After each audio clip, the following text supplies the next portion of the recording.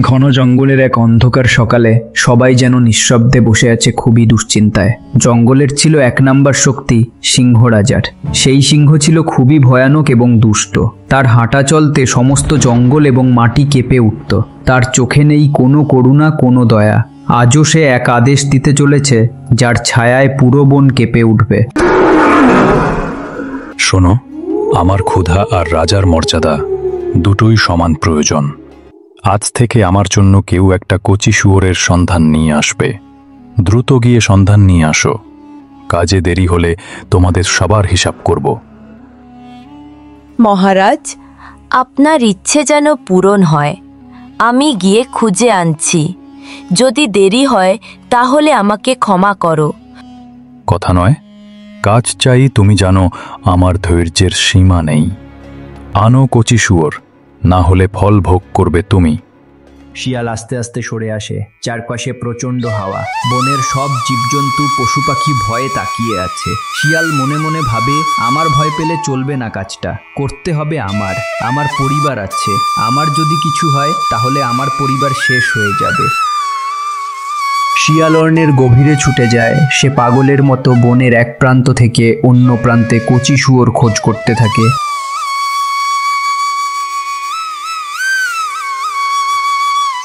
ওখানে গিয়ে দেখি ওখানে কয়েকটা শুয়োর থাকতো। ইস, এখানেও একটাও নেই। আমি এখন কি করব? কয়েক ঘন্টা পার হলো। চারদিক থেকে সারি সারি পশু ফিরে আসে। কেউ কিছু বলছে না। শিয়াল ক্লান্ত।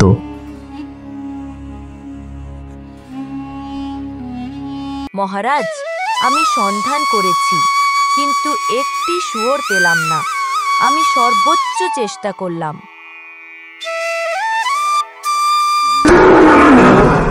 কি বলছিস? দেখলি না, কাজটা করতে পারলি না? এটাই তোর কথা?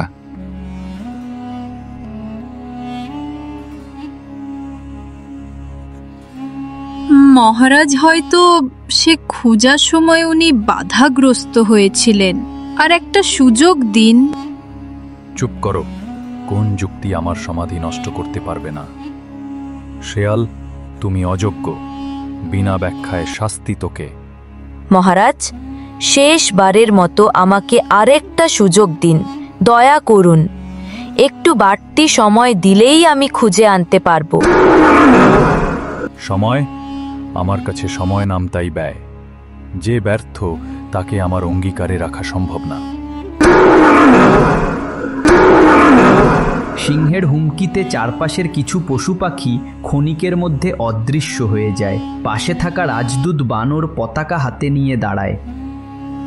মহারাজ, আমরা অন্য উপায় খুঁজে দেখতে পারি কি? জনগণ ভয় পাচ্ছে। তোমাদের মতামত শাসক নয়। আমি সিদ্ধান্ত নিয়েছি, শিয়ালকে শাস্তি দিতে হবে। শিয়ালকে ধরে নিয়ে যাওয়া হচ্ছে। তার চেহারায় আর কোনো ভয় নেই, শুধু অনুশোচনার দাগ।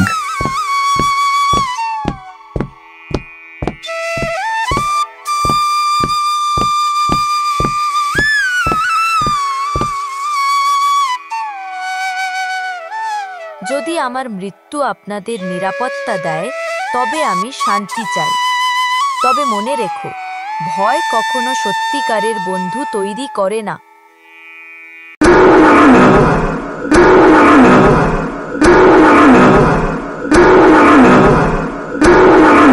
শিয়ালকে কঠোর শাস্তি দেওয়া হলো। তার প্রাণ নেওয়া হলো। অনেকে চুপচাপ, কেউ চেঁচিয়ে কাঁদে না। ভয়ে তাদের মুখ স্থির হয়ে গেছে। সেদিন থেকেই বনটি আরও দমবন্ধ করে ওঠে। প্রাণীরা লুকিয়ে পড়ে তাদের গোপন স্থানে। আর প্রতিটা কদমে সিংহরাজা তাদের মনে আশঙ্কা বাড়িয়ে দেয় ভয়ের।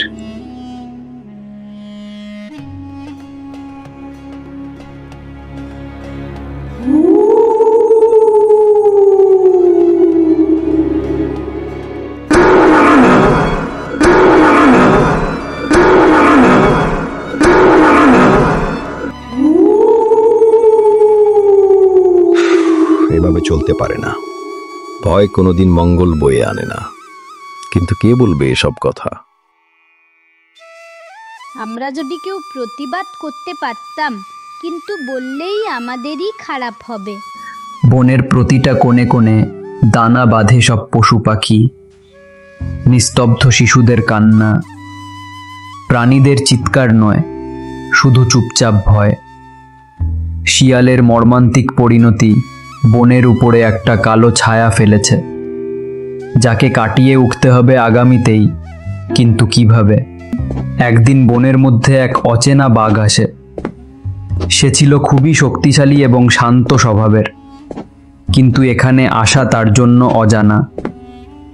বন যেন নিস্তব্ধ, কোথাও কোন পশু দেখা যায় না। এখানে কি হলো? কোথায় সবাই? এত নিঃশব্দ কেন? যেন সবাই লুকিয়ে আছে। বাঘটি বনের পথ ভুলে এক গর্তে পড়ে যায়। সে সাহায্যের জন্য চিৎকার করতে থাকে, হায় সাহায্য করুন, কেউ কি আমাকে উদ্ধার করবে? সেই গর্তের পাশ দিয়েই সিংহ যেতে থাকে।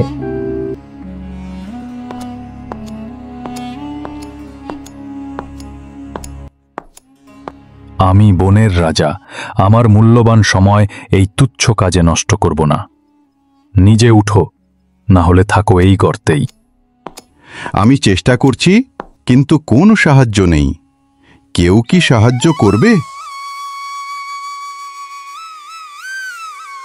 দেখো, আমি সাহায্য করতে পারি আমার সুর দিয়ে।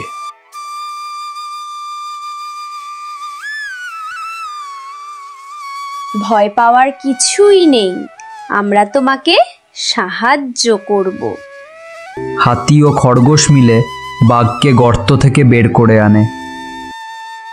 ধন্যবাদ, তোমাদের কারণে আমি বাঁচতে পারলাম। কিন্তু প্রশ্ন হচ্ছে, এখানে সবাই কোথায়? ওরা সবাই ভয় পেয়েছে। সিংহ রাজার অত্যাচারে কেউ প্রকাশ্যে আসে না। সত্যি মনে আর শান্তি নেই, প্রতিটা পদক্ষেপে মনে হয় ঝুঁকি আছে। এভাবে চলতে পারেন? আমি বুঝতে পারছি, এই বনকে নতুন করে শৃঙ্খলাবদ্ধ করতে হবে। এইভাবে বাঘের আগমন বনের প্রাণীদের মধ্যে এক নতুন আশা জাগায়। কিন্তু বন এখনও বিপদগ্রস্ত।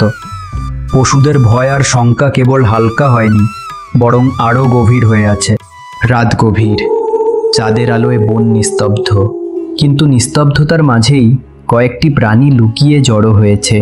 হাতি, খরগোশ, বানর আর এক চতুর শিয়াল। তারা সিদ্ধান্ত নিচ্ছে সিংহ রাজার বিরুদ্ধে কিছু করতে হবে। সিংহ রাজা অনেক অত্যাচার করেছে, কিন্তু সরাসরি তার সামনে যাওয়া মানে মৃত্যু। আমাদের বুদ্ধি খাটাতে হবে। বুদ্ধি? তোমার বুদ্ধিই তো অনেককে সর্বনাশে ফেলেছে শিয়াল। এবার আবার কি খেলা খেলছো? খেলা নয়, বাঁচার পথ। বাঘ এসেছে, তার শক্তি আছে, তার সম্মান আছে। যদি আমরা তাকে সমর্থন দিই, তাহলে সিংহ রাজার পতন সম্ভব। তুমি বলতে চাও বাঘ হবে নতুন রাজা? হ্যাঁ, কিন্তু মনে রেখো, আমরা সবাই মিলে তাকে সামনে আনব।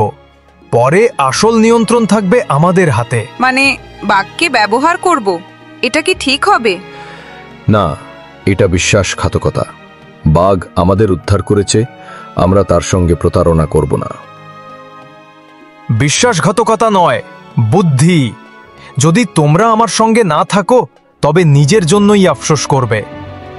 এইভাবে বনের অন্ধকারে ষড়যন্ত্রের বীজ বপন হয়। শিয়াল চায় ক্ষমতা, হাতি চায় ন্যায়, আর খরগোশ চায় শুধু শান্তি। কিন্তু সামনে যে ঝড় আসছে তা কেউই কল্পনা করতে পারেনি। বাঘ বনের মধ্যে তার শক্তি দেখাতে শুরু করলো। পশুরা শঙ্কায় হলেও এবার ভয় আর করুণার মিলিত ছায়ায় তারা আশা খুঁজতে শুরু করে। শিয়ালও ধীরে ধীরে তার কৌশল সাজাচ্ছে।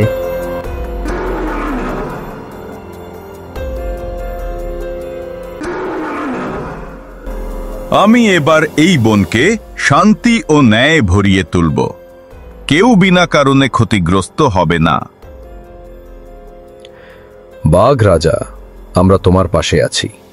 বনের প্রাণীরা শান্তি পাবে। শিয়াল মনে মনে চালাকির বীজ বপন করতে থাকে আর ভাবতে থাকে, আমরা সবাই জানি নতুন রাজা এসেছে, কিন্তু এখন সুযোগ এসেছে আমার পরিকল্পনা চালানোর। শিয়াল, তুমি কি আবার কোনো ঝুঁকিপূর্ণ কাজ করতে যাচ্ছ?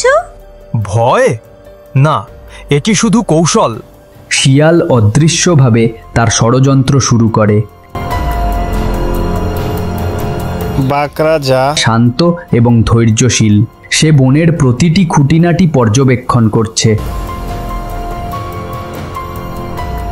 যে কোনো পরিকল্পনা থাক, আমি জানি ন্যায়ের পথেই আমাদের বন চলবে। দেখো, আমাদের নতুন রাজা সত্যিই ন্যায়পরায়ণ। কেউ আর কারো ভয় দেখাবে না। কম্পার্টমেন্টস শিয়াল মনে মনে ভাবে, এখনই আমার সময়। ধীরে ধীরে সবকিছু আমার নিয়ন্ত্রণে আসবে, কেউ বুঝতেই পারবে না। এভাবে বাঘ রাজা হয়ে বনের শান্তি ও ন্যায় প্রতিষ্ঠা করতে শুরু করলো। কিন্তু শিয়ালের ছায়া এখনো রয়েছে এবং বনবাসীরা জানে না এর পরের বিপদ কতটা বড় হতে চলেছে। এখানে সবাই মিলে বন থেকে দুষ্ট সিংহকে তাড়িয়ে দেয় আর বলে, তোমাকে যেন এই বনের আশেপাশে না দেখি, যদি দেখি তাহলে তোমার কপালের দুঃখ আছে। এরপর সিংহ ভয় পেয়ে বন থেকে চলে যায়। গ্রীষ্মের দুপুর, বন শুকনো, কিন্তু এক প্রান্তে আছে নরম সবুজ ঘাস। সেখানে শিয়াল গর্ভবতী গৌরী হরিণকে ঘাসের লোভ দেখিয়ে নিয়ে আসে। হরিণটির নাম গৌরী, তার উদ্দেশ্য কেবল একটু ঘাস খাওয়া, একটু বিশ্রাম। কিন্তু ওর অজান্তেই কেউ বুনছে এক বিশ্বাসঘাতকতার চাল। এই ঘাসটা কত কোমল, আমার বাচ্চার জন্য একদম উপযুক্ত। একটু বিশ্রাম নেব, তারপর ফিরে যাব। শিয়াল ঝোপের আড়াল থেকে হায়না ও সাদা চিতাকে ডাকে। শোনো, ওই হরিণী এখন একা, গর্ভবতী। ওর পক্ষে দৌড়ে পালানো সম্ভব নয়। তোমরা সামনের দিক থেকে আক্রমণ করো, আমি ওকে এখানেই ফাঁদে ফেলব। আজ সবাই মিলে ভোজ করব।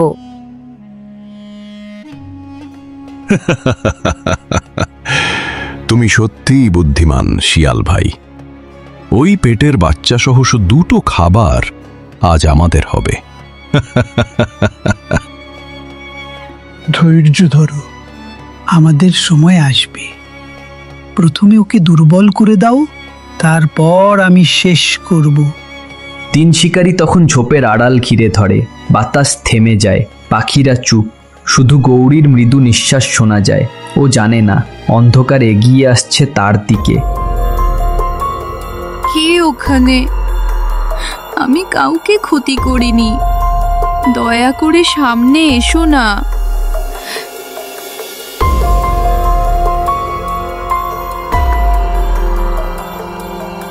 আরে গৌরী বোন, আমি তো তোমার বন্ধু। তোমার জন্যই তো এই জায়গা দেখিয়ে দিলাম।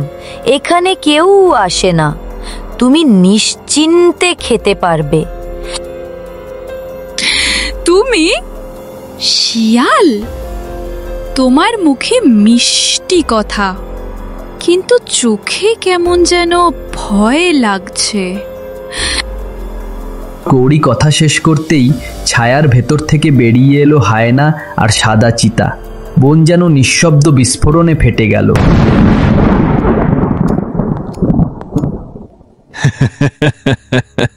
ধরো, আজ আমাদের ভোজের সুরের শুরু হবে এখানেই।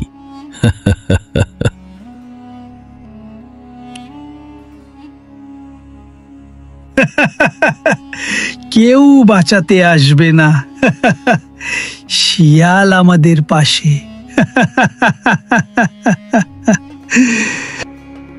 হরিণ চিৎকার করতে করতে তার ছোট একটা বাচ্চা হয়। হরিণ নিজেকে ও তাদের বাচ্চাদের বাঁচানোর জন্য চিৎকার করতে থাকে। আমার বাচ্চা না, আমি কাউকে দিতে পারবো না। তোমরা যদি আমাকে খাও খাও, কিন্তু আমার সন্তান বাঁচুক।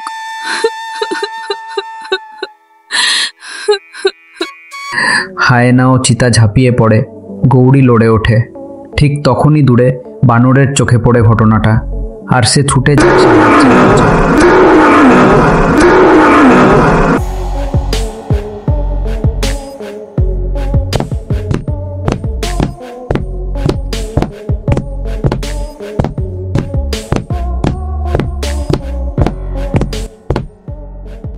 রাজা, রাজা, গৌরী বিপদে! হায়না, চিতা আর শিয়াল ওরা সবাই মিলে ফাঁদ পেতেছে।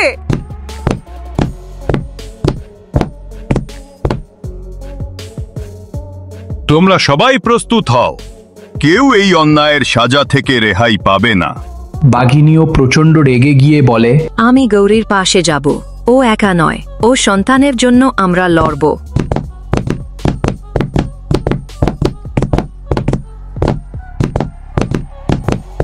বন কেঁপে উঠল, বাঘের গর্জনে আকাশ ফেটে গেল। মুহূর্তের মধ্যে চিতা ও হায়না ছিটকে পড়ল, আর শিয়াল পালাতে চাইলে হাতি পথ আটকালো। থামো শিয়াল, তুমি আজ তোমারই সাজানো ফাঁদে পড়লে, বনকে বিশ্বাসঘাতকতা করলে, তোমার বিচার হবে। না, আমি তো শুধু ওদের পথ দেখিয়েছিলাম। আমি কাউকে মারিনি। মিথ্যে বলো না। তোমার লোভের জন্য এক মা তার জীবন দিল। আজ তুমি সেই অপরাধের সাজা পাবে। বাঘের নির্দেশে শিয়ালকে বন থেকে তাড়িয়ে দেওয়া হলো, আর বাকি শিকারীরা পালিয়ে গেল অন্ধকারে। গৌরী হরিণের মৃত্যু হয়ে গেল, কিন্তু রেখে গেল এক নবজীবন, তার বাচ্চা। তোমার সন্তান আমাদের সুরক্ষায় থাকবে গৌরী, তুমি মরণে শান্তি পাও। গৌরীর আত্মত্যাগে বন নীরব হয়ে গেল। সবাই জানল, বিশ্বাসঘাতকতা যত ধূর্তই হোক, শেষমেশ সত্যই জেতে। কিন্তু বনের ছায়ায় এখনো কিছু ফিসফিসানি রয়ে গেছে। শিয়াল সত্যিই চলে গেছে তো, নাকি পরের ষড়যন্ত্রের জন্য অপেক্ষা করছে? বনে এখন শান্তি ফিরে এসেছে। যেখানে আগে ছিল ভয় আর যুদ্ধ, সেখানে এখন সূর্যের আলো পড়ছে গাছের পাতায়, পাখিরা গান গাইছে, সবাই নতুন করে বাঁচতে চাইছে। বন্ধুরা, এখন থেকে এই বনে কেউ কাউকে কষ্ট দেবে না। আমরা সবাই একসাথে থাকব, একে অপরকে রক্ষা করব। রাজা, যুদ্ধের পর অনেক প্রাণী ভয় পেয়ে আছে। আমাদের এমন কিছু করতে হবে যাতে সবাই আবার হাসতে পারে।